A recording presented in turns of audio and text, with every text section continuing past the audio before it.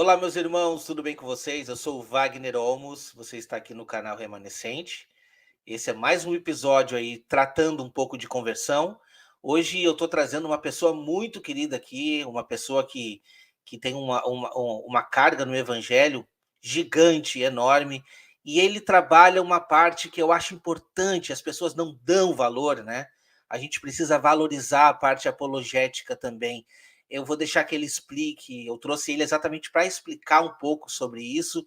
A gente vai sim tratar aqui de conversão, vai contar um pouco da história dele, mas a gente vai tratar quão importante é nós estarmos ligados aí na apologética e entender as diferenças, por que existem diferenças teológicas e doutrinárias, né? E por que é importante a gente entender o que a palavra nos apresenta como verdade absoluta. Eu vou trazer essa pessoa aqui, que é um pastor, é o pastor João Flávio Martinez. Ele vai entrar com a gente aqui agora. Aí, pastor João Flávio, tudo bem, pastor? Olá, meu irmão, tudo bem? Graças a Deus. É um prazer estar cooperando aqui com o seu canal, porque Amém. nós sabemos que precisamos fazer pela verdade o que as seitas fazem pela mentira. É verdade, isso é verdade. Então, eu estava tratando com o pessoal aqui, pastor, a respeito da importância da apologética. Sabe por quê? Tá, esse quadro aqui ele fala de conversão, mas você entende que faz parte, é todo um processo, né? Por que eu Sim? digo? Porque muitas vezes, quando a gente parece que está trabalhando esse ponto apologético, as pessoas não têm um olhar assim muito positivo em cima e eles te enxergam assim com o olhar, poxa vida, para que parece que está batendo em cima de uma religião? Só que eu tenho um entendimento para junto de mim que muitas pessoas não têm a mesma disposição ou talvez a mesmo raciocínio de correr atrás, de enxergar algumas verdades. E muitas vezes esse papel apologético ele é um papel fundamental para um despertamento de uma pessoa sincera. Então, eu acredito que tem essa importância. E hoje eu vejo no canal do pastor essa importância, né? Nós estamos aqui falando de conversão, mas você já tem muitos testemunhos de pessoas que, por intermédio da apologética, se converteram de um caminho errado e entraram para um caminho correto. Mas hoje eu não Você estou aqui para estava. falar de mim. Hoje eu estou aqui para trazer o pastor João Flávio. Pode se apresentar aqui, conversar com o pessoal? Não, é que você estava falando, eu até queria mostrar o meu celular, mas eu esqueci que eu estou usando o celular para gravar aqui. A gente é tão leigo de tecnologia, né? Mas assim, no meu celular, para você ter uma ideia, entre você e outros, eu devo ter, isso assim, nos últimos 3 anos que eu comecei a fazer isso, eu devo ter pelo menos uns 400 ex-adventistas. Sério. Sério, você escutou esse número? Eu, Pelo menos uns 400 ex-adventistas. Eu pego assim meu telefone, coloco ex-adventista, aparece lá meu zap, quase que infinito, vai passando assim.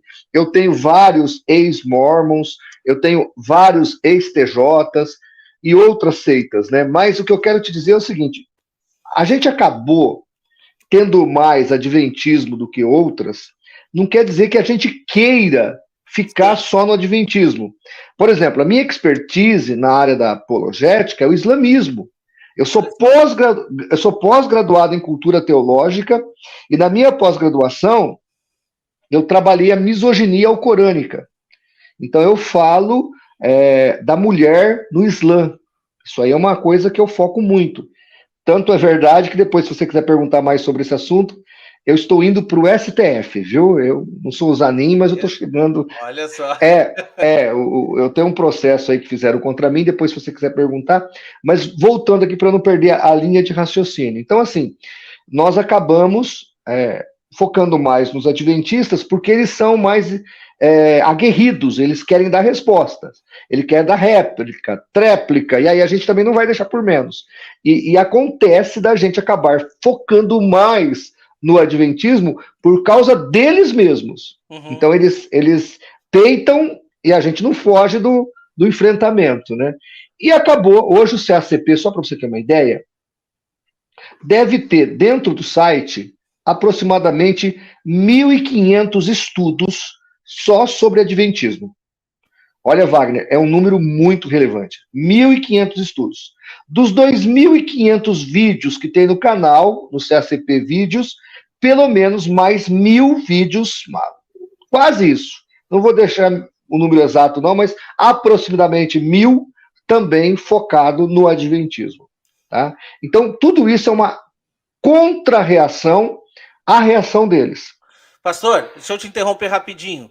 Eu fiz uma participação aí no seu canal, dando meu testemunho, e aproveitando essa métrica aí, eu queria te perguntar aproximadamente quantos testemunhos tem no seu canal, por exemplo?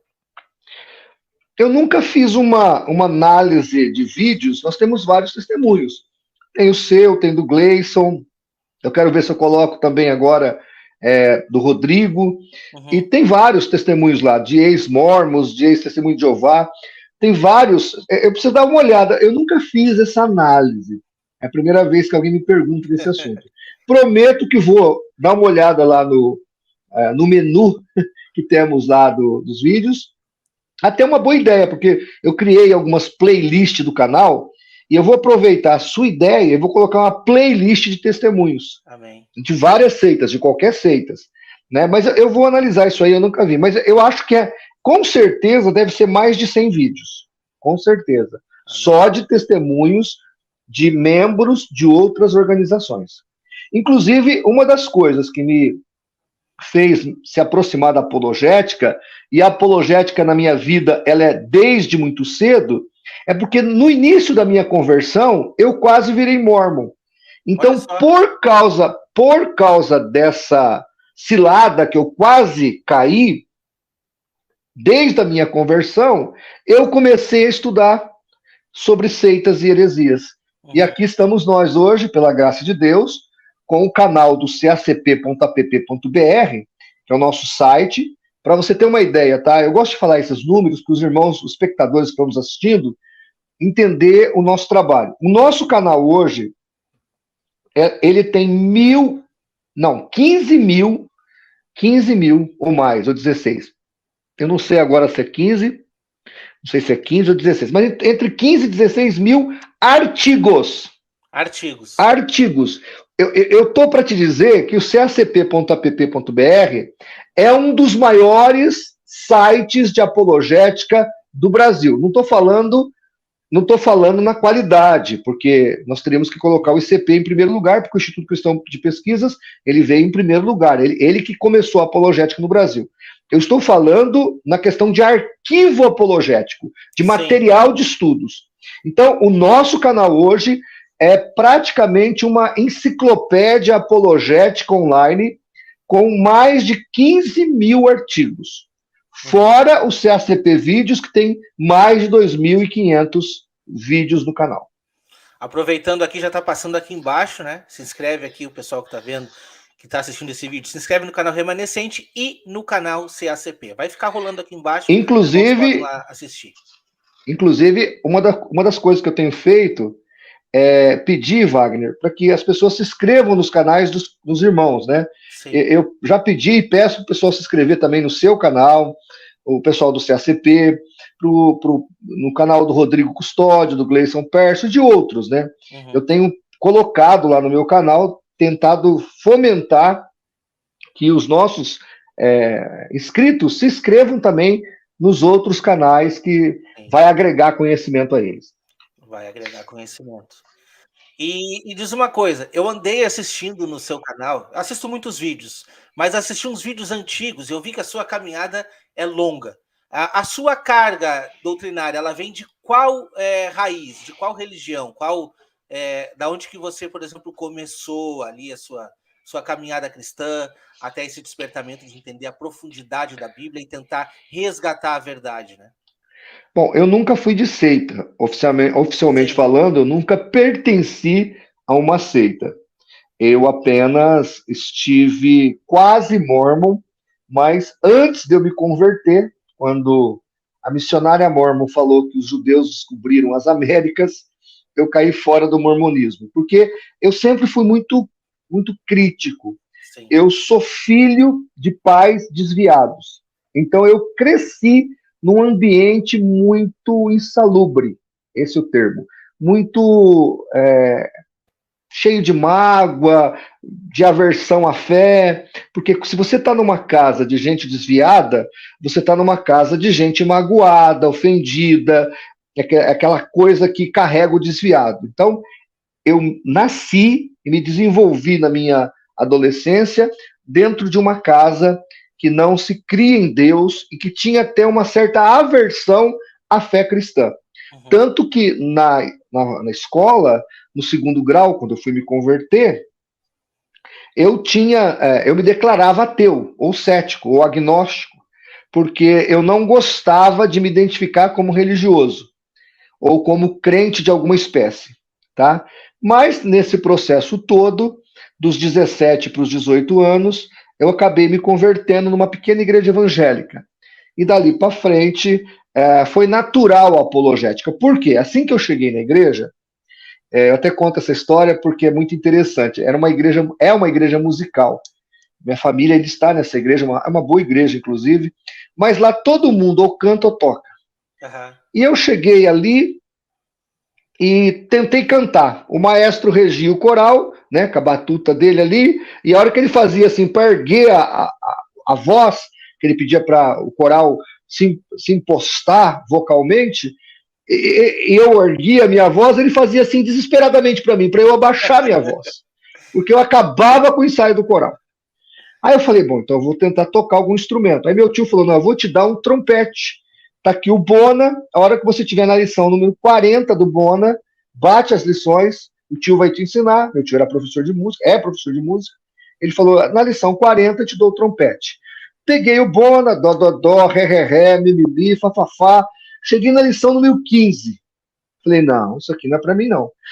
Chamei meu tio, falei, ó, tio, desculpa, não vou querer o trompete mais, tá aqui o Bona de volta, eu não vou ser músico, não tenho vocação. Aí o que sobrava para mim? Tinha nada, os irmãos lá ou cantavam ou tocavam, e eu não servia nem para uma coisa nem para outra. Aí eu percebi que a igreja não tinha nenhum trabalho evangelístico. Conversei com o pastor, perguntei se eu podia chamar os jovens para ir para a rua evangelizar. Aí ele falou, se você conseguir, eu mesmo comprei os folhetos, mandei fazer um carimbo, carimbei os folhetos, e numa tarde de domingo, quando eu chamei, veio quase 20 jovens da igreja me ajudar. O negócio ficou tão bom que tinha 30, 40 jovens todo domingo à tarde evangelizando. Aí o pastor mandou a gente fazer uns cursos, a gente se aprimorou. E lá na rua, Wagner, quem que a gente encontra? O ateu, o espírita, o católico, o adventista, a TJ, o mormo e etc. Quando eu saí para a rua, eu me deparava com essas pessoas cheias de dúvidas, cheias de questionamentos. Uhum. Eu pegava a minha caneta, eu tinha uma cadernetinha, aquela de padaria, anotava a dúvida das pessoas, marcava o endereço da pessoa que fez a pergunta, chegava no pastor, coitado, o pastor que era o co-pastor da igreja, ele morava no fundo da igreja. Então terminava o culto, eu via até a tristeza dele, porque terminava o culto e eu ia para cima dele. Sentava com ele na beirada do púlpito ali. Não, pastor, tem umas perguntinhas. Ele ia perguntando, eu ia anotando os versículos. E no outro domingo, à tarde, eu ia na casa da pessoa. Ó, a resposta. A resposta é essa, a resposta é aquela. E aí eu comecei, como não tinha Bíblia de estudos no meu tempo aqui na minha cidade, que é interior de São Paulo, não tinha material de apologética, eu comecei a pegar pincéis, na verdade era canetas não, lápis de cor, e a pintar a Bíblia. Então, as respostas aos adventistas era verde, então eu pintava de lápis verde. Aos espíritas era vermelho, as TJs era amarelo. Eu tenho essa Bíblia aqui hoje, ela é toda pintada. E isso aí é uma coisa que eu inventei porque eu estava na rua, então eu estava folheando a Bíblia, o cara perguntava sobre o sábado, por que você não guarda o sábado? Aí eu tinha que pegar lá Mateus 12:5, procura daqui, procura dali.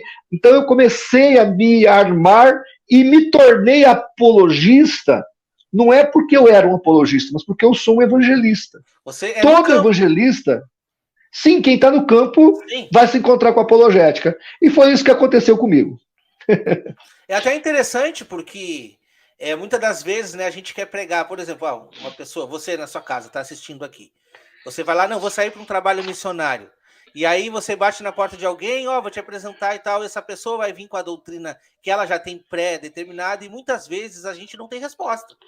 Eu não tenho resposta para isso. E aí você sai e deixa aquela pessoa no vácuo, né? Então aquilo que poderia ser uma bênção para a pessoa, para um esclarecimento, torna uma vergonha para ti mesmo. Então, é um trabalho importantíssimo, né? A gente entende. A apologética, dentro da teologia sistemática, ela é um braço da missiologia. Então, a apologética, ela é um braço da missiologia. Ela não é um ponto, uma matéria independente. É uma matéria codependente ou intermatéria, porque ela está ligada à temática de missiologia. Todo missionário, ou todo aquele que prega o evangelho, que vai ao campo, deve estar preparado com o conhecimento apologético. Eu digo que o único pecador que vem a nós, sem a gente ir a eles, são as testemunhas de Jeová. Que esses daí são os mais fáceis. É o único que vem a nós. A gente não precisa ir até eles. Não, é só esperar no sábado de manhã, domingo de manhã, né? Mas os demais a gente tem que ir a campo. Então, a importância da apologética. Não, é verdade. Completamente. Até porque, se você vai pensar bem, até que as religiões, dentro da doutrina deles, eles, entre aspas, se munem. Normalmente você já sabe qual é que é as defesas das doutrinas, né? Normalmente eles já têm tudo pronto e eles não fogem daquilo. Muitas vezes você traz um texto, eles nem sabiam, nunca viram aquilo, né? Ou não tem a outra ideia, por quê? Porque só mastigam aquele alimento que é dado dentro da religião, dentro da igreja, e esse é um problema, quando a pessoa não tem uma busca também, né? É uma intranet religiosa, né? Eles ficam presos dentro daquele aprisco sectário e eles são proibidos de pensar fora da caixa, né? Exatamente. Essa é uma questão que pesa bastante, né? E vamos trazer agora, pastor, quero te convidar agora para entrar no tema do vídeo. Aqui eu tenho trazido histórias impressionantes de conversão. Histórias impressionantes de presidiário, pessoa que se achava no fundo do poço e não tinha questão de voltar. Voltou para o Senhor, né? Quando a gente fala voltou, muitas vezes, voltou para a igreja. Não, voltou para o Senhor. Uma coisa não tem muito ligação com outra, por mais que a gente não levante aqui uma bandeira de não congregar, muito pelo contrário, a pessoa tem que procurar uma igreja saudável, mas aquele momento em que você sente assim, nossa, isso aqui fez sentido na minha vida e eu preciso voltar ao rudimento da palavra que nos traz o seguinte fato: arrependei-vos e andai em novidade de vida. Então, qual é a importância da apologética para esta questão de uma conversão sincera e verdadeira? Então vamos lá. Primeiro, cosmovisão, né? A cosmovisão que você está tendo da fé, que é o que está em Atos 4:12, a salvação está em Cristo Jesus. Sim. Esse é o primeiro entendimento, senão você continua sectário. Isso. Você não é salvo por causa de uma instituição. Isso. Você é salvo por causa de Cristo. Outra coisa, a igreja verdadeira não é a católica, não é a adventista, não é a batista, não é a A ou B. É a igreja invisível, é a Assembleia Universal dos Santos. É isso. Esta igreja que é a verdadeira. Ou seja, ela não é denominacional. Inclusive, existe igreja verdadeira dentro das seitas, que precisam ser alertadas. A gente está falando das pessoas. Que são gente precisa ser tirada de lá. Exatamente. São ganhas de lá. Então entenda. Essa é o primeiro ponto. Porque quando a pessoa começa a pensar que a salvação é em Cristo e não em instituição, ela já está se livrando de um dogma católico. Isso aí é um dogma católico, um dogma islâmico, um dogma adventista. Todas as seitas se colocam como a prancha de salvação. Isso. Enquanto a igreja de Deus, a verdadeira, prega Jesus. Essa é a primeira questão. Aí você perguntou a questão da apologética para o bom discipulado. Rapaz, isso aí é muito sério. Você pega os seminários teológicos, eles não trabalham os futuros pastores no conhecimento sectário. Seitas e heresias é colocado como o estrado da teologia. Tem lá uns 2, 3 meses de seitas e heresias, comenta-se alguma coisa sobre os aspectos gerais, as 10 maiores religiões do mundo, e não leva a sério essa questão de apologética. Aí esse pastor, o que acontece? Ele começa a entrar no campo para evangelizar. Ele vai lá fazer a obra de Deus entre os membros de seitas, que são os mais difíceis de se ganhar. Quase sempre ele falha, porque ele não sabe o argumento, ele não tem as ferramentas certas. Você sabe que uma chave não abre qualquer porta. A chave A vai abrir a porta A. a chave B abrirá a porta B. Então, você precisa... Desculpa aí minha alergia, que estou com uma alergia terrível. Tranquilo. Então, você precisa ter a chave certa para abrir a porta certa. Então, muitos não têm porque não conhecem a fundo a apologética. Quando um outro dá certo de tirar a pessoa da seita, na hora do discipulado, o discipulado é mal feito. Por quê? Porque, por exemplo, o pastor não entende, e ele conhece até teologia, mas como ele não conhece seitas, ele não entende que o mormon, por exemplo, a trindade dele não é a nossa trindade. A trindade dele é uma tríade. Uhum. E aí o pastor nem toca tanto, porque pergunta para o mormon que está na igreja dele, você acredita em trindade? O rapaz vai dizer, ou a moça, claro, nós, mesmo estando no mormonismo, eu acreditava em trindade. Mas, na verdade, ele crê numa tríade. E o pastor não tem esse entendimento. E muitas vezes essa pessoa fica dentro da igreja evangélica, crendo por muito tempo equivocadamente, porque não há o bom discipulado. Então, a apologética, Wagner, é essencial para um bom discipulado. Com certeza, com certeza. Até me veio na mente aqui que eu tenho um conhecido que ele começou a fazer um curso de teologia, estudando com os adventistas, né? Curso de teologia para se tornar um pastor adventista.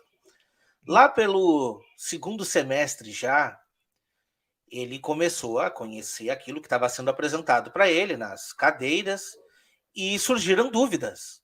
E ele começou a ver na Bíblia que o que a Bíblia mostrava para ele era diferente do que o curso ensinava. E ele falou, eu preciso questionar isso para vocês.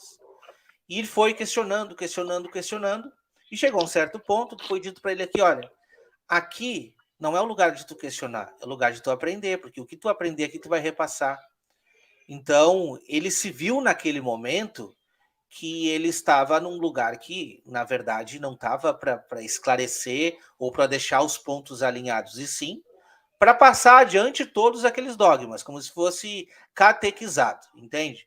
E ele saiu, ele decidiu sair, disse, não, isso daqui não é o caminho, eu não posso fazer assim, não é isso que o meu coração manda. Então, por isso que a importância que você falou a respeito do pastoreio, pastores despreparados, mal qualificados, às vezes não é nem culpa deles, entende?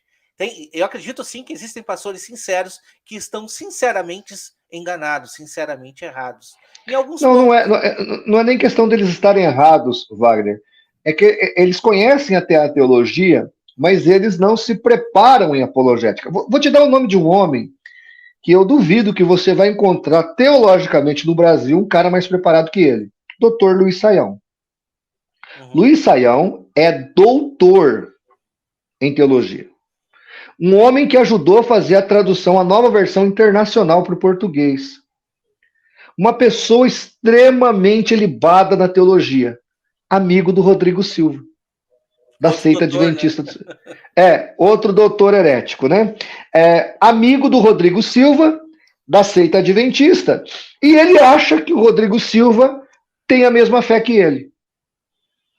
Eu mandei material para ele, eu tentei explicar para ele, mas eu acho que agora, como ele já está envolvido com o Rodrigo Silva, e uma coisa que o ser humano tem, todos nós temos, é orgulho. Eu acho que ele tem muito orgulho para sentar, estudar o adventismo, porque qualquer teólogo que se preza, se estudar o juízo investigativo, sim, vai ver que é uma das doutrinas mais diabólicas que existe na cristandade. Sim. Eu vou repetir, é uma das doutrinas mais diabólicas que existem na cristandade. Exato. É uma blasfêmia contra a cruz de Cristo. Exato. Eu duvido que o Dr. Luiz Saião aceitaria isso. E o Rodrigo Silva defende isso. Claro, com muitas mentiras, com muitos sofismas, com muitos engodos, mas ele defende. O Rodrigo Silva é o tipo de pessoa que ele não tem pudor. Você e eu que conhecemos o adventismo, ao escutar o Rodrigo Silva falando, a gente fica com uma ira interna porque a gente sabe que aquilo é mentira. Sim. Não é nem distorção da verdade, ou da verdade deles. É mentira mesmo. Tá certo?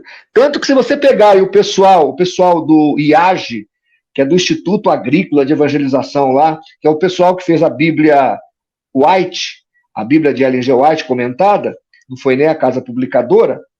Se você pegar esse pessoal lá, e eu assisto os vídeos deles, Wagner, eles não são fãs do Rodrigo Silva. Não. Porque eles acham que o o Rodrigo Silva está fazendo é uma pesca que não é sincera para o ouvinte. Sim. E eu acho que eles estão certos. Porque o Rodrigo Silva, ele joga um falso evangelho adventista para atrair o indivíduo para a organização, e quando ele está lá dentro da organização, ele vai aprender as verdades whiteanas. Sim. Tá entendendo? Então, o Saião, por exemplo, se ele sentar para estudar, ele vai descobrir o absurdo, a besteira que ele fez, porque eu acredito, Wagner, que o Luiz Saião não precisava sentar com o Rodrigo Silva. Não estou falando que fazer um debate, participar de um programa de arqueologia, não estou falando disso. Eu já participei de vários programas com católicos, com espíritas, com ateus. Agora, quando eu me confabulo com aquele líder e deixo a entender que aquele indivíduo tem a mesma fé que eu, aí é problemático. Você veio do adventismo, você sabe que a fé adventista não é a fé bíblica. Sim. Não é a fé verdadeira, não é a doutrina correta.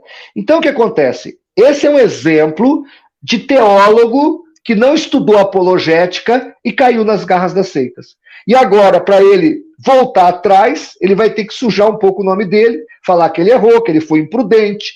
Eu acho difícil ele fazer isso. E aí nós ficamos nessa lenga-lenga, nesse chove não molha, e as pessoas são iludidas e levadas ao engodos. Esse que é o problema. Tá? Eu estava até falando com o Rodrigo Custódio, a gente estava conversando, que ele está lá nos Estados Unidos. Você também está, né? Você está onde? Eu tô hoje eu estou na Carolina do Sul, mas estou mudando de novo para New Jersey. Vou morar lá de novo. Então você aí nos Estados Unidos, você sabe que nos Estados Unidos, o americano evangélico não tem dúvida que o adventista é seita. Uhum. Ele tem certeza que o adventista é sectário. No Brasil, essa divisão não existe. Nós já temos esse problema da ignorância coletiva dos evangélicos. Aí o doutor Luiz Saião, por exemplo, e o doutor Marcos Eberlin, que é outro, vai sentar com os adventistas. E isso, para nós, na apologética, tem sido assim, um problema seríssimo. Aí, respondendo e fechando a sua pergunta, a questão da falta do conhecimento apologético no discipulado e também uma orientação apologética para os discipuladores. Então, pastor, eu quero aproveitar que eu estou diante de um pastor aqui que não negocia com a palavra, né? Pode ser que a gente sabe que eu tenho certeza que eu devo ter algum ponto que eu estou errado e que Deus vai me clarear. A gente continua sempre em busca, isso é importante. A gente precisa, aproveitando, deixa eu fazer uma interpolação. Claro. Interpolação é colocar entre o que você está falando antes e depois do que você está falando, no meio. Tá bom. Erros teológicos todos nós temos, com certeza. Sim. Erros teológicos é normal, Wagner, a gente ter em detrimento um ao outro. Agora, heresia de perdição é outra história, né? É outra história. Pois então, é aí que tá. Aproveitando esse ensejo que você estava falando de pastoreio, de erro e tal, eu estou diante de um pastor e essa pergunta é importantíssima para mim, né? Porque a gente vê, desculpa, mas eu não tenho curso de teologia. Eu fui despertado somente abrindo a palavra, né? O Espírito Santo clareou e me despertou do erro que eu estava. E foi uma coisinha, pastor. Uma coisinha que ele me despertou. E depois daquela coisa, parece que veio assim uma enxurrada, um rio de tantas coisas que vieram. Porque você realmente te torna disponível para entender, né? Então Deus clareou. Agora, sinceramente, vamos ser bem sinceros aqui. Um camarada que é pastor, que tem o conhecimento, fez teologia e tal. Por mais que, tem algumas coisas que você talvez não vai conseguir entender. Mas eu não consigo, Wagner, eu não consigo entender que um camarada, por exemplo... Eu não gosto muito de dar nome aqui, no meu canal eu não uso muito para isso, mas eu não entendo que uma pessoa como, por exemplo, o pastor Dr. Rodrigo Silva, ele não saiba da verdade. Claro que sabe. Para mim, pastor, desculpa, mas não vai, não desce, sabe? Porque eu me sinto muito leigo perto de um doutor, entende? É isso que eu estou querendo trazer. Então, assim, eu fico pensando por que que as pessoas trocam o seu momento de fama, ou sei lá, o pedestal que tem, aquela autoridade que, entre aspas, a pessoa tem, reconhecimento, pela verdade. Porque eu também conheço pastores que largaram tudo, dinheiro, largaram status e tudo. Por quê? Porque por intermédio de uma apologética, de uma apuração da verdade, eles se encontraram com a verdade e decidiram. Não é por dinheiro, não é por status, não é por cargo, não é por nada, é pela palavra. Então, por que que hoje a gente vê nesses meios aí? A gente nem está falando aqui de Universal, de essas igrejas que já está bem escancarado o que eles fazem. Realmente aceita que é um pouco escondidinho, tá ali. Mas como explicar essa questão aí dentre os pastores? Eu tenho várias teorias, né? Mas eu prefiro me resguardar aqui de algumas. O que eu posso te dizer é o seguinte: o Rodrigo Silva hoje, nós estamos tratando desse personagem, né? Ele é uma figura que alguns acham que seja interessante a aproximação. Sim. Então, eu estou tentando justificar aqui o pensamento do Luiz Saião e do Marcos Eberlin, por exemplo. Então, da Ibope, de repente, né, pode ter alguma vantagem tanto para a questão moral do indivíduo, né, crescer moralmente, no sentido de ser conhecido, ser popular, e também da questão financeira, porque, por exemplo, eu sei de alguns pastores aí que estão fazendo viagens para Israel, caravanas, e o Rodrigo Silva está no meio, no pacote. Acho que o Luiz Saião é um exemplo disso. Não estou dizendo que isso está errado do ponto de vista econômico, mas eu entendo que do ponto de vista espiritual, isso aí é você fazer, se colocar num julgo desigual. Você está se colocando num julgo desigual. Outra coisa que eu observei, por exemplo, os debates que teve aí com o Rodrigo Silva, ninguém botou ele na parede. Ninguém falou, não, você está mentindo. O termo é esse, você está mentindo. Não estou, está mentindo, está escrito aqui, ó. Está escrito aqui. Como é que você está falando isso? Ou a sua profetisa está errada ou você está errado. Ou você é mentiroso ou ela que foi. Porque alguém tinha que bater. Mas não tem profeta mais, Wagner. Né? Aí chega na frente do Rodrigo Silva, o cara dá aquela afinada. Eu vou te falar uma coisa. Eu já estive diante de alguns líderes. Por exemplo, eu estive diante do Sheikh Jihad Hassan. Lá em Campina Grande, na Paraíba, acho que em 2007, na VINAC, Visão Nacional da Consciência Cristã. É um dos maiores eventos teológicos do Brasil. Aí me chamaram na rádio para debater com o Sheikh Jihad, que é um dos líderes para os muçulmanos no Brasil, e também com o Sheikh Mohammed. E aí o Sheikh Mohammed era sufi, e o Sheikh Jihad sunita. Um falou, outro falou, chegou na minha vez, o jornalista perguntou assim para mim, então, pastor João Flávio, qual é o seu ponto de vista com relação a esses eventos religiosos que estão aqui? De um lado a VINAC, do outro aqui o evento dos muçulmanos falando de paz. Aí eu peguei a palavra e falei assim, olha, fulano, Juarez chamava o jornalista. Falei, olha, Juarez, eu acho milagre. Ele falou, milagre, pastor? Falei, milagre, eu acho que o Brasil faz milagre. Porque você vê, nós estamos aqui hoje diante de um dos grandes milagres mundiais que você poderia ver. Aí ele falou, como assim que eu não estou entendendo, pastor? Eu falei, vou te explicar. Você está vendo aqui um sheik sufita diante de um sheik sunita, um elogiando o outro, um falando de paz para o outro, sendo que em qualquer país muçulmano, o sheik Jihad estaria matando o sheik Mohammed.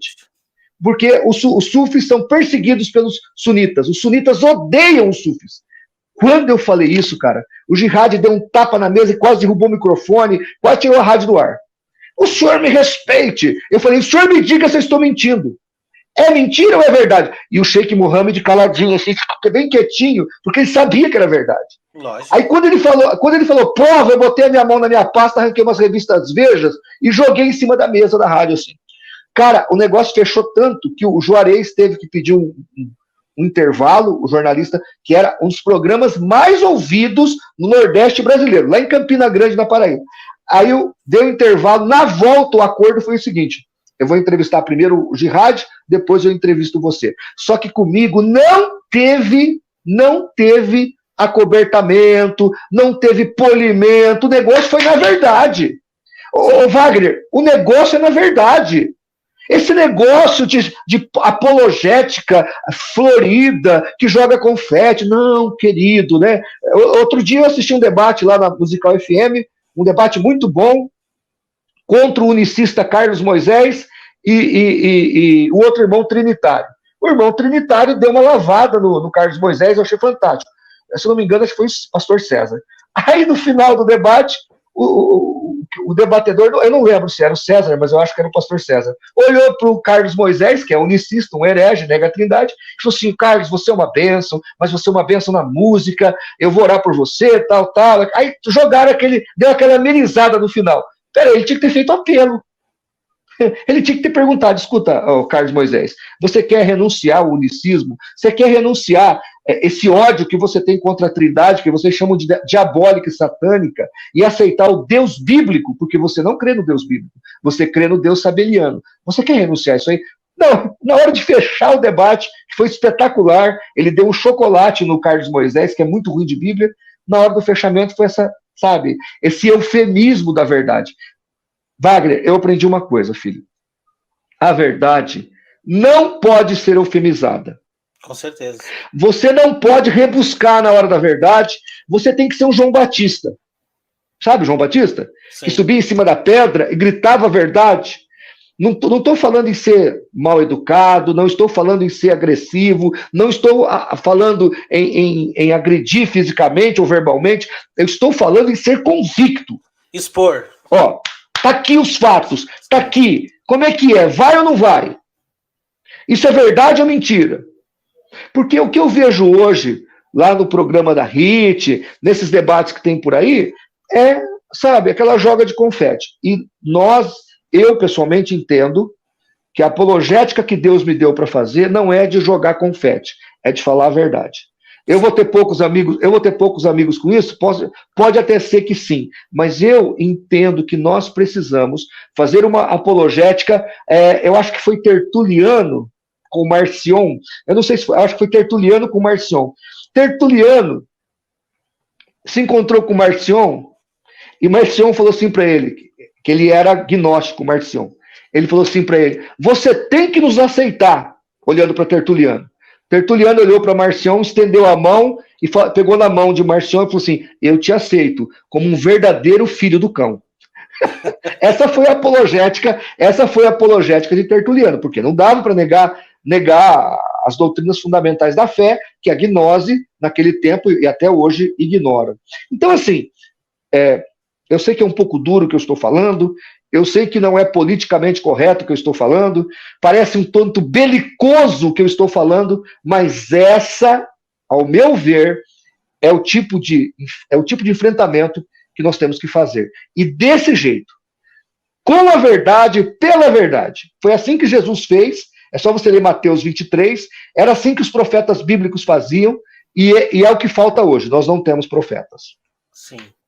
Aproveitando isso que você falou, né, todo esse ensejo, eu, quando tive o meu despertamento, porque, como eu já falei, até no seu canal Contei a História, eu nasci dentro da Igreja Adventista, então aprendi desde pequeno tudo aquilo que era me apresentado. Mas, é água tônica, tá? Tônica. É água tônica. Mas, pastor, eu não pesquisava na Bíblia. Eu mastigava aquilo que era me apresentado e amém, e pronto. Enfim, então meu despertamento foi quando eu comecei a estudar a Bíblia. E depois de um tempo, depois que eu saí da instituição e tal, um dia, passeando aí pelo YouTube, parei num vídeo dos fins dos dias do Dr. Rodrigo Silva. Eu vou assistir esse vídeo. Rapaz, você sabe que ele prega bem, né? Pregação. Ele fala. Não, todos eles, vamos falar a verdade, Wagner.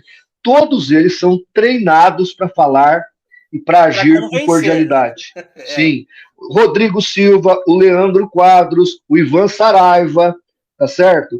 Todos eles, o próprio Adailton, como é o nome dele? O Amarillo. Aquele que tá no SBT agora, não tá mais na. O Arilton. O mesmo Arilton, todos eles, como era o Bulhões também, Sim. Todos eles altamente preparados. Porque a Bíblia fala que os filhos das trevas são mais sábios que os filhos da luz. E que o anticristo fala como cordeiro, né? Parece um cordeiro, mas... Então, eu estava assistindo aquela pregação, foi uma pregação que ele fez no NASP, tá no YouTube aí, tá pelo YouTube. Pregação Rodrigo Silva do NASP, deve ser de 2007, 2008 a pregação. Uma pregação boa, falando sobre os últimos dias e tal, né? Só que um dos meus despertamentos da Adventismo, o que eu vou falar aqui não é novidade para você, que eles acreditam que o tempo da grande perseguição, 1260 dias, já foi. Terminou lá em 1700 e pouco. 1700 e pouco. 1798, por aí. Segundo eles, foi o achado da Pedra Roseta.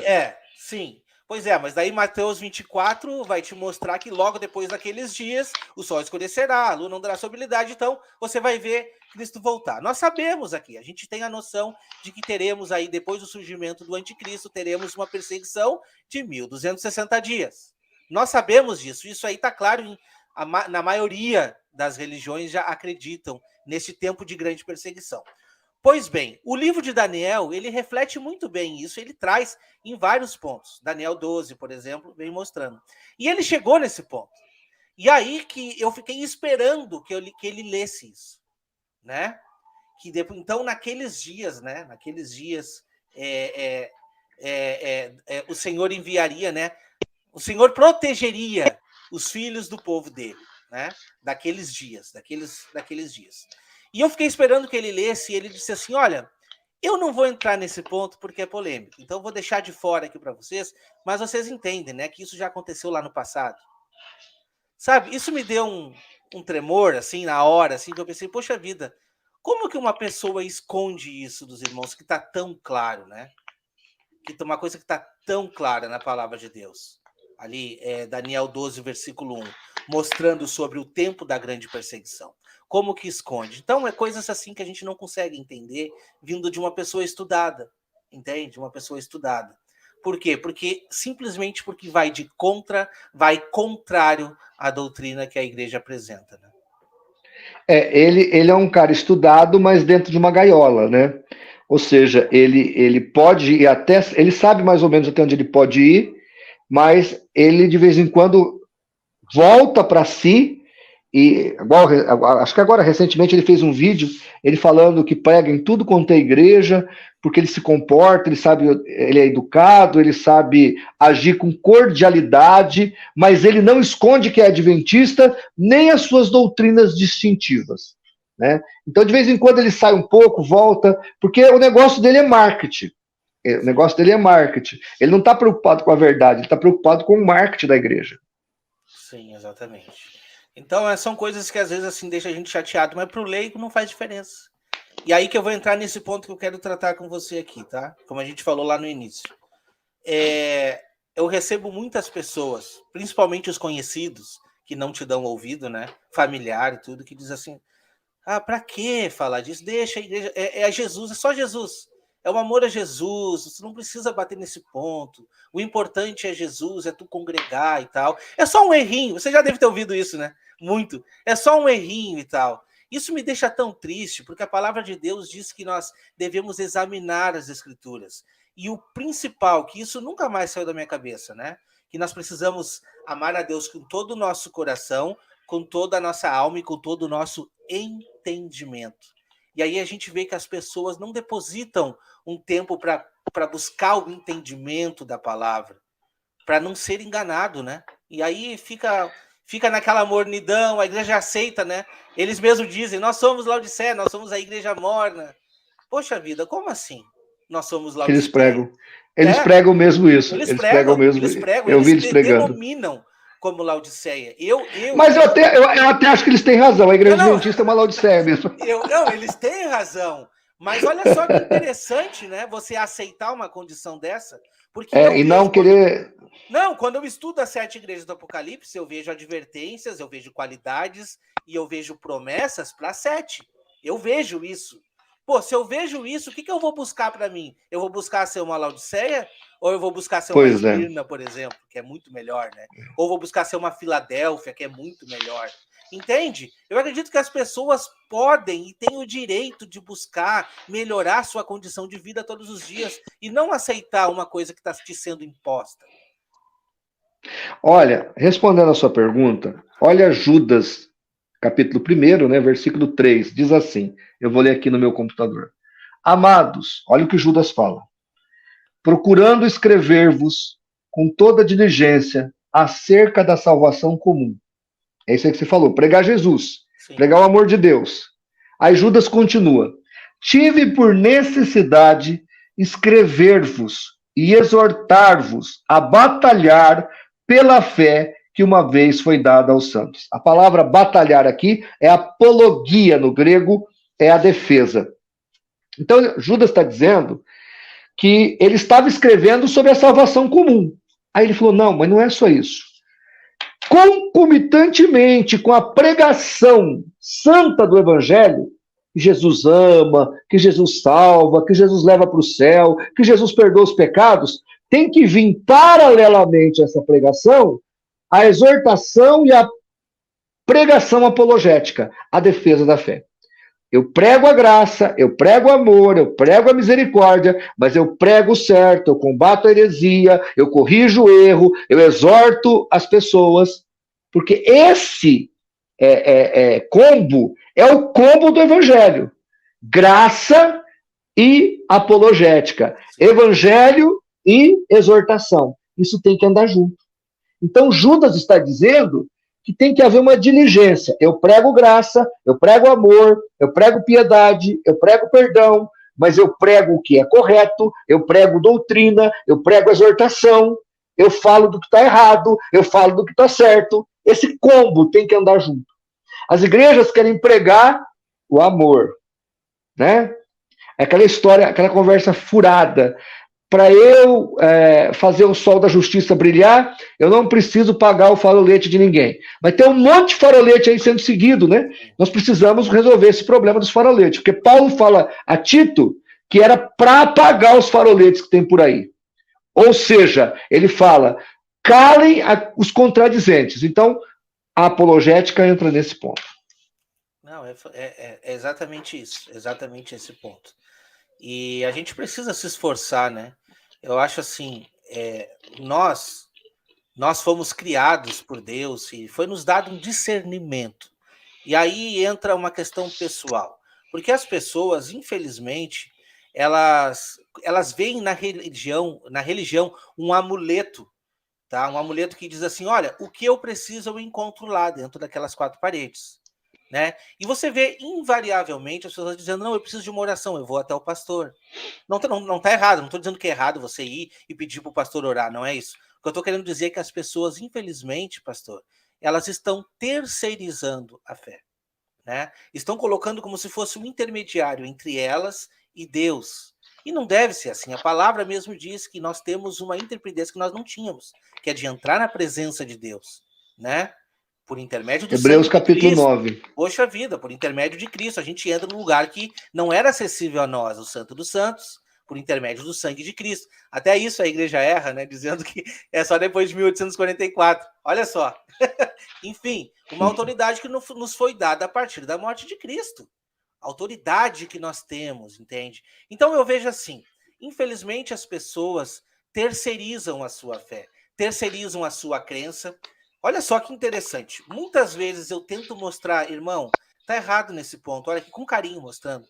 Espera aí que eu vou lá ver com o meu pastor e já volto para te dar a resposta. Poxa vida, entende?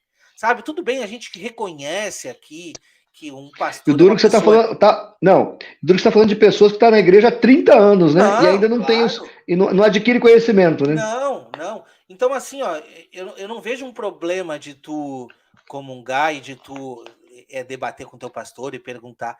Mas as pessoas já vêm com aquilo. Quando você recebe uma resposta, aquela resposta tu já ouviu de 3, 4 irmãos que te traz, não é ele que está te trazendo. Essa resposta já é a doutrina e já é o parecer oficial da igreja. Tu já sabe. Não é a pessoa que está te respondendo. Ela nem medita naquilo. Se o pastor disse, amém. Sabe? Eu vejo assim, irmãos, para você que está assistindo, poxa vida, medita. Né? Por mais que nós estivéssemos errado, que nós estivemos errado, medita Medita no que a gente está dizendo aqui. Sabe? Na É que igreja muitas vezes, Wagner, as pessoas, elas ainda continuam católicas, não sei se você percebeu. O Sim, católico é assim, eu sou de família católica, então o que o padre falou é a verdade, não é a é Bíblia. isto. Eu não preciso fazer uma reflexão para ver se aquilo, né, Deus me ilumina com aquela verdade. Não, o padre falou, muito portanto que nem católico nem lê a Bíblia, porque para ele a palavra do padre está suficiente. Exatamente, entendeu? Então, poxa vida, eu fico pensando assim, né? O que nós somos? Qual é o nosso propósito de estarmos aqui? Tá, beleza, vamos lá. O essencial do evangelho a gente conheceu a Cristo Jesus, nós aceitamos o sacrifício dele na cruz. E aí agora é simplesmente ouvir o amor, congregar e pronto. Não, nós temos uma responsabilidade. Se não fosse por essa responsabilidade, me explica para mim, por que os discípulos morreram? Eles não morreram defendendo a fé? Morreram defendendo a fé, entende?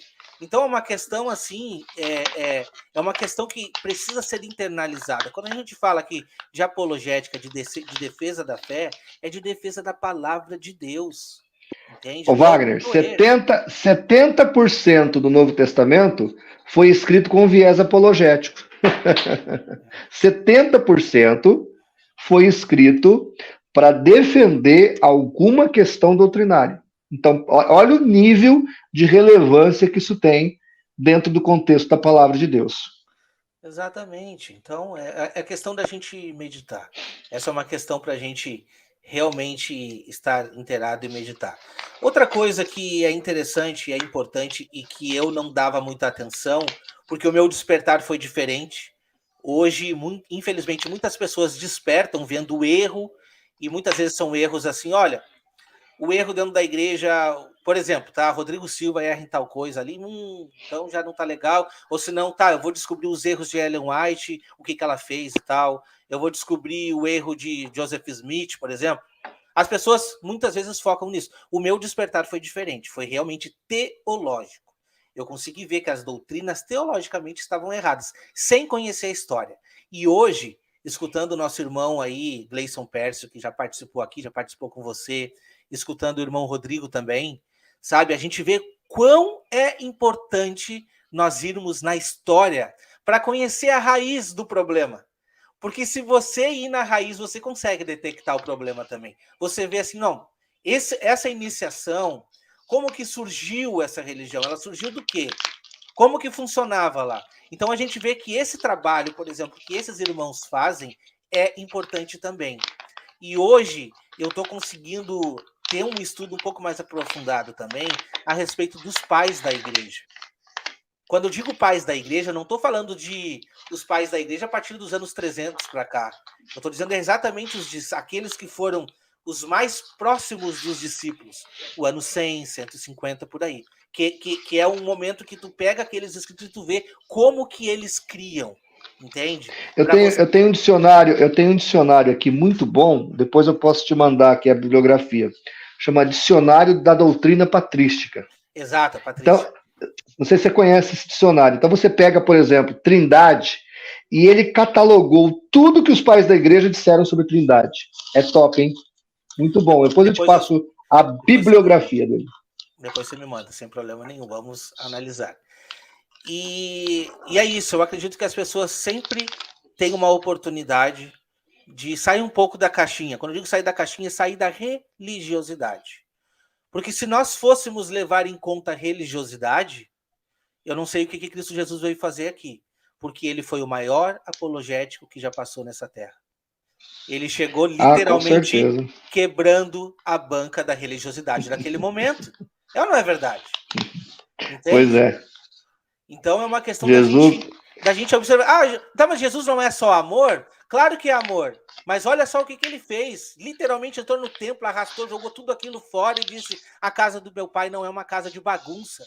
E a gente às vezes está tentando mostrar a bagunça e nós somos tratados como, poxa vida, você é um cara que não tem amor, você é um cara que está levantando problemas para a igreja.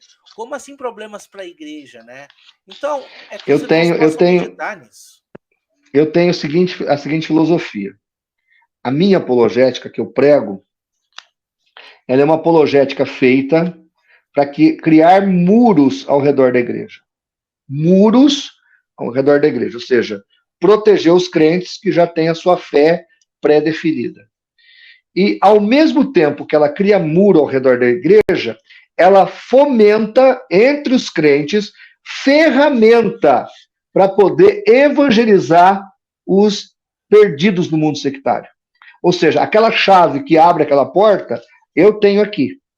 Então eu vou te dar o treinamento, né? Primeiro eu vou mostrar para você os erros, mostrar para você como é que aquilo está errado. E agora eu vou te mostrar como é que você rompe aquela fortaleza e ganha aquela pessoa para Jesus. Tá certo? Então a apologética é para isso, proteger os crentes e ao mesmo tempo fornecer ferramenta para que esses crentes possam entrar no mundo sectário sem contaminar a sua fé e ganhar as pessoas para Cristo. Amém. Amém. Eu dei um treinamento uma vez numa igreja lá em Vitória, Vila Velha. A igreja ficava cercada por 3 salões do reino. E todos os membros da igreja eram visitados, o pessoal do Testemunho de Jeová entrava dentro da igreja para entregar a sentinela e a despertar. Aí eu fui lá, cheguei lá numa quinta-feira, dei 3 dias de treinamento. Sexta, sábado e domingo de manhã. Domingo à tarde, meu amigo, a gente saiu e fomos achar os Testemunhos de Jeová na rua. Domingo de manhã e à tarde. Os 2 períodos nós saímos. E aquele dia foi o dia da caça, e a gente achava Testemunho de Jeová, e os irmãos ali aprenderam a inquiri-los. Então, apesar deles viverem dando um fogo cerrado em cima da igreja, aquele dia aquela igreja foi ao ataque. E graças a Deus a gente deixou bastante pessoas balançadas com o evangelho e com a verdade. Mostrando que a apologética, ela protege, ela amplifica a fé da pessoa e ela dá ferramenta para a evangelização no campo missionário. Amém. Eu assisti um vídeo seu, acho que antigo já. Tava lá passando no seu canal, assisti. Antigo já. E você estava fazendo uma pregação. Você fez uma pregação sobre as Testemunhas de Jeová, em que você criou uma revista com um nome muito semelhante da Despertai. Como é que era o nome? Conta essa história para nós. Vigiai. Posso pegar? Posso pegar ela? Pode pegar. Pega lá. Segura aí que eu vou pegar.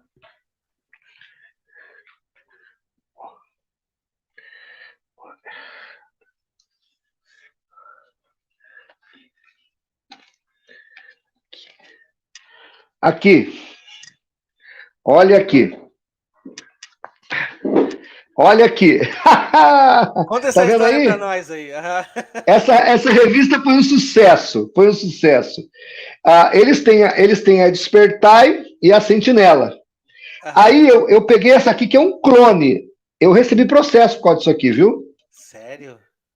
Cesário Lange mandou uma notificação extrajudicial para recolher a revista, porque era um clone da revista deles e estava confundindo os membros deles. Aí o meu advogado perguntou, escuta, o que é clonado aí e o que é que vocês têm aí, a marca do NPI registrado? Porque aqui, nenhum desenho aqui o meu cliente usou de vocês. E a revista, não sei se você consegue ver aí, ó, é distribuição gratuita. Ok. Então, foi arquivado, o processo nem foi para frente. Mas essa revista aqui é uma bênção. E nós distribuímos 20 mil exemplares dessa revista gratuitamente. Tá aí o meio dela, o miolo dela, ó. E essa revista, rapaz, ganhou muita testemunha de Jeová para Jesus. Eles iam te visitar na sua casa, levar deles, e você deixava a sua para eles, né? Nós saímos na rua para entregar para eles. Muitas igrejas usaram nos seus púlpitos para poder dar escola bíblica dominical. Muitos evangelismos foram feitos. Eu sei que só aqui na minha cidade eu ganhei 4 TJ para Jesus com essa revista. Eu fiz 20 mil exemplares. Na época eu gastei 10 mil reais. Era muito dinheiro. Isso foi em 2012, 2013. E essa revista foi um sucesso, foi uma bênção. E muitas pessoas foram alcançadas, viu? Muitas pessoas. Papel cochê, papel bem feito. Você pode ver que dentro, ó. Tá vendo? É os desenhos da própria organização. Uhum. Tá vendo? Verdade. Foi uma bênção, viu? Verdade. E você vê só, né? Trazendo para os irmãos, eles fazem. As pessoas que entram, eles já entram já saindo ao campo missionário, né? Eles entram lá e já saem para distribuir. Então, você vê, esse trabalho aqui que eu fiz, o próprio Ezequias Soares, que é um dos maiores pesquisadores sobre testemunho de Jeová no Brasil, ele é doutor também, doutorado em ciência da religião, ele falou assim que esse trabalho que eu fiz aqui foi inédito no mundo. Nunca ninguém teve essa ideia. Porque o testemunho de Jeová ele é proibido de ler outras literaturas. Quando ele viu isso aqui, só por curiosidade, ele pegava. Ele queria ver o que era isso. Eu trocava com ele na rua. Foi um sucesso essa revista, viu? Foi um sucesso. Eu imagino. Eu gostei muito daquela pregação lá que você fez. A história maravilhosa. Pastor, eu acho que a gente conseguiu trocar uma ideia legal. Já deu 1 hora aqui. Deu 1 hora, já tô aqui cansado.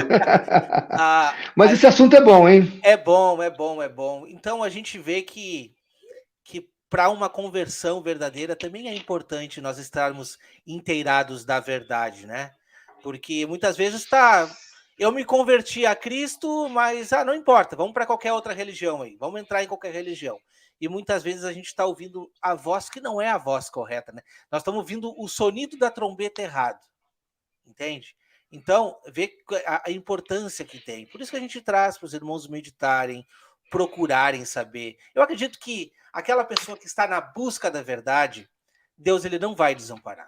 Ele sempre vai mostrar, sempre vai mostrar. Buscar-me-eis e me achareis quando buscar de todo o vosso coração. É bíblico, é mandamento bíblico. Deus vai Deus vai ser achado por essa pessoa quando ela quiser achá-lo. Exatamente. Então, talvez você esteja aqui vendo, olha, já me entreguei, já mudei a minha vida, entreguei minha vida para Cristo Jesus, hoje eu estou congregando na igreja tal, nós não estamos aqui levantando placa de igreja nenhuma, mas eu sinto que falta uma intimidade, eu não levo muita fé no que está sendo dito lá na frente. Nós fazemos o convite para você, que você faça um pacto juntamente com Deus, para que Deus venha te revelar a sua própria vontade dentro da sua própria palavra, né? Então, assim, trabalhos como o trabalho do pastor João Flávio Martinez, eles são importantes para isso, que a pessoa que era um pouco crítico até aqui, que possa meditar um pouco, né? Porque muitas vezes a gente se sente assim também tão atacado. Poxa vida, às vezes eu já me fiz muito essa pergunta, né? Poxa, se eu estou defendendo uma verdade que a gente está vendo claro na palavra de Deus, por que é tão difícil das pessoas aceitarem? E aí entra todos. Porque é a verdade. Porque é a verdade. Entra em tudo que a gente já conversou aqui a respeito de comodismo, a respeito de cargo, a respeito de posição, enfim. E as pessoas falam tanto, né? Esquerda, direita, mas as pessoas também são políticas. Acaba que tudo vira politicagem, deixa eu defender meu lado aqui. Não é o lado. A palavra de Deus, a verdade, ela não tem um lado para ser defendido. Ela é a verdade e ela precisa ser cumprida, entende? Não, peraí só um pouquinho, isso é que nem você falou, não, isso aqui é relativo, olha o tapinha nas costas aqui, não, deixa tu ficar aí com isso daqui, mas presta atenção aqui, não vamos brigar por causa disso. Não, nós precisamos entender, e realmente, né? Então a gente faz esse convite para você de casa, que você possa meditar, que você possa refletir, meditar na palavra e realmente fazer esse compromisso com Deus, para que a verdade seja absoluta na sua vida. Eu quero aqui, de coração, agradecer o pastor por estar aqui com a gente, né? É uma alegria. Para mim é um prazer cooperar. E eu vou te falar uma coisa, viu, Wagner? Um menino como você, eu digo menino porque você é novinho, é muito precioso para o reino de Deus. Você, o Gleison, o Rodrigo, esqueci o nome dela lá, Bufani, acho que é Bufani o nome dela. Tem vários adventistas aí que estão em destaques, que saíram da seita, estão realmente colocando a sua vida por amor ao evangelho, porque eles poderiam ter saído da seita e cuidar da sua própria vida. Sim. Mas eles estão tentando ajudar outras pessoas. Então, assim, eu pessoalmente agradeço a Deus pela sua vida. Amém. Você é muito precioso para Deus, tá? Que você nunca desista, continue firme. Você é o tipo de pessoa que é foco da minha oração. Amém. E eu trabalho para ver pessoas como você, livres. E ainda ver você assim, sabe, bem, espiritualmente, sabe, buscando a Deus. Dá uma alegria imensurável no meu coração. O que eu quero para os adventistas, Wagner, é o que Deus tem dado para você e para tantos outros. Liberdade. entendimento da graça de Deus. Então, estar aqui conversando com você hoje, para mim, é muito prazeroso, porque você é muito precioso para Deus. Eu queria que você soubesse disso. Amém. E você também, pode ter certeza. Eu Obrigado, meu agradeço querido. também pelo espaço que você dá para isso, né? E para a pessoa que pensa, não, ele bate no Adventismo. Não, como eu falei, se você for no canal dele, tem ele falando a respeito da verdade com os Testemunhos de Jeová, Mormons. Eu não fiz uma dessa aqui pro Adventista, tá vendo? Boa ideia, boa ideia. Eles não precisam ficar com inveja, eu só fiz para TJ, tá vendo? Então, a questão não é pessoal, não é? E assim, importantíssimo de trazer aqui. A questão não são contra pessoas, é contra o que está sendo pregado. Então, assim, aquela ideia precisa ser analisada, precisa ser aí refletida. E você que está ouvindo, que você medite neste ponto, entende? E assim, talvez, olha, eu já descobri, já saí da igreja, estou me sentindo vazio aqui, não sei para onde ir. Cumpre o que a palavra diz, entra no teu quarto, ora, entra em comunhão com Deus e Deus vai te revelar o caminho. Não deixe esfriar a chama, procura uma igreja que seja saudável, uma igreja que seja bíblica. É certo que você vai encontrar alguns erros assim, ainda, em todas elas, né? Mas não deixe de congregar. Congregue numa igreja, sabe? Porque isso também é importante. Nós não estamos dizendo para você, não, simplesmente abandona o sistema religioso e não vai em lugar nenhum. Não, não é isso que nós estamos dizendo. Esse não é o caminho. O caminho é que você acorde para a verdade, sabe? Então, assim, descobriu, Deus te revelou que você estava andando em caminhos errados, biblicamente falando, não que a sua vida estivesse errada. Então, Deus já acordou isso, você já despertou. Agora é o momento de você tomar uma decisão, tomar um posicionamento, né? Eu tomei meu posicionamento aqui de tentar alertar outras pessoas, de tentar pregar a verdade, pregar aquilo que eu acredito que seja correto. Tem erros, eu já me corrigi muitas vezes, se precisar fazer, faço de novo. Acredito que o pastor também faz, se precisar corrigir, não tá preso a um livro, né? Não tá preso... precisa corrigir, a gente corrige, porque o que importa é a verdade. É uma questão de iluminação, né? Você é iluminado a cada dia pela graça de Deus, pela palavra, e a Bíblia fala, crescei na graça e no conhecimento. Exatamente. E nós estamos sempre num processo de aprendizagem, num processo de melhoria. Tem um pastor amigo meu que eu pergunto para ele, como é que você vai, fulano? Ele sempre diz assim, melhorando, pastor. Aí eu falei, por que está sempre melhorando? Ele falou assim, porque eu preciso melhorar porque eu sou crente. Então esse é o foco da nossa vida, né? Estar sempre melhorando. Então é isso, irmãos. Eu peço que Deus abençoe você. Normalmente, quando tem um pastor aqui, eu peço que faça uma oração. Esse é um quadro que muitas vezes a gente não ora, mas vou pedir uma oração principalmente para todos aqueles que estão ouvindo, para que Deus possa iluminar, capacitar.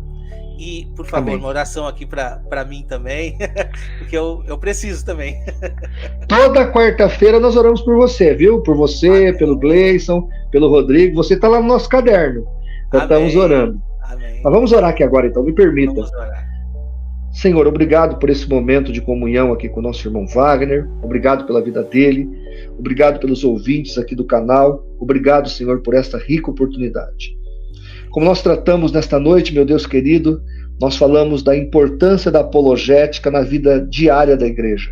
Queremos orar pelos crentes para que eles sejam edificados na graça e no conhecimento, que eles possam amadurecer, crescer e a cada dia estarem preparados para combater o bom combate da fé. Oramos também, ó Deus, por aqueles que estão envolvidos com o mundo sectário, que a tua graça possa alcançá-los e libertá-los. Nós entregamos tudo nas tuas santas mãos e pedimos as tuas bênçãos no precioso nome de Jesus, para a tua glória. Amém. Amém. Muito obrigado, meu querido. Deus te abençoe grandemente. Muito obrigado. Os irmãos aqui, não se esqueçam, se inscreva no canal Remanescente, no canal CACP e até o próximo vídeo.